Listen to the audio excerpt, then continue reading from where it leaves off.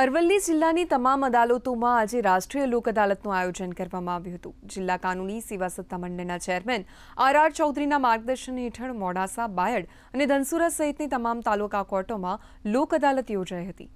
લોક અદાલતમાં pre litigation, pending કેસો અને સ્પેશિયલ સિટિંગના મળી કુલ 7,437 કેસોનો હકારાત્મક નિકાલ કરવામાં આવ્યો હતો, જેમાં મુખ્યત્વે ચેક રિટર્ન, જમીન વિવાદ, લગ્ન વિષયક તકરારો અને બેંક તેમજ ઇલેક્ટ્રિસિટી બોર્ડના દાવાઓનું સમાધાન થયું હતું।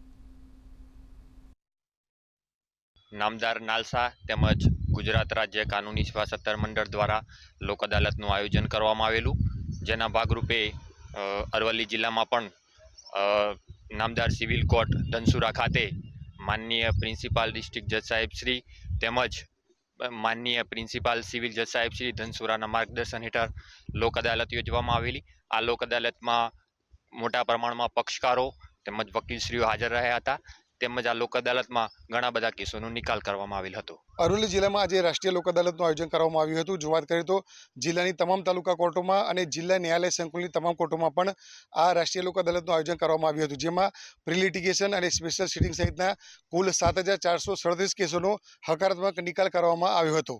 Yagnik Patel, DD news, Aravalli.